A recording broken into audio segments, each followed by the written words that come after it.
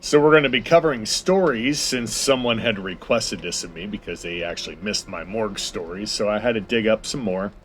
Some of these you may have heard, some you haven't. Long before they were commonly known as the morgue, it was called the dead house.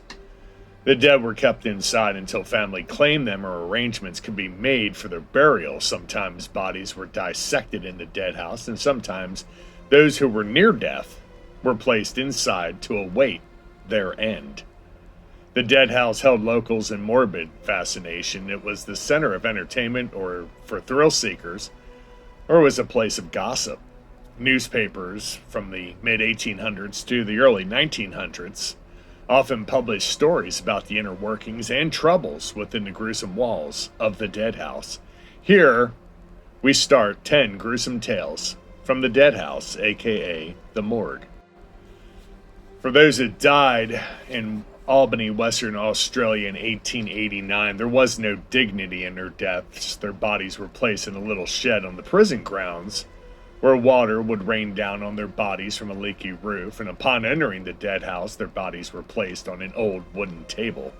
A small blanket was placed on them to cover their intimate bits until it was time to place them in an unnamed hole in the ground. Sadly enough, the condition of the dead house at Albany was nothing compared to that of Beechworth, Victoria. In 1877, it was reported that the hospital's dead house was dangerously unsafe. Doctors claimed that it had accumulated a putrid matter of the very worst description. Dr. Dobbins said that it was merely a place for bottling up the germs of disease. A committee decided that it was time to erect a new dead house in the general vicinity. However, several doctors were worried about ripping up the old flooring and removing the dirt beneath the building because it could have released a deadly plague onto the populace.